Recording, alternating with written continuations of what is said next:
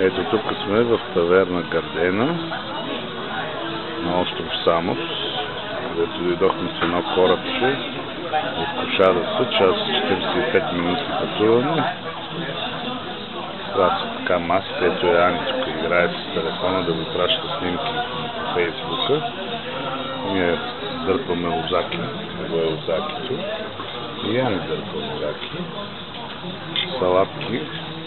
Специално айранче ми направиха на мене, защото не било се харчево, но готвачката е българка и знае как се прави.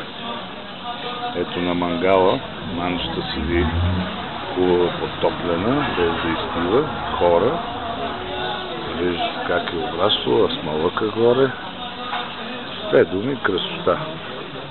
Общо взето идваме тук, макар и пътя да е скъп, за да можем да си прекараме малко по-различно, отколкото All Inclusive.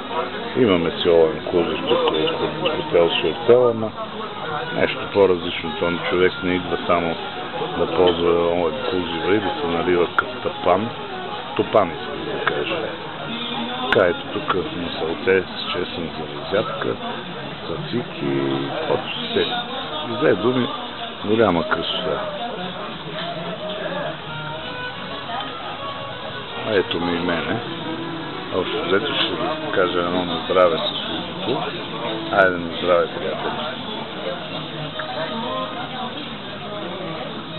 Ани, ти ще им кажеш едно на здраве. На здраве.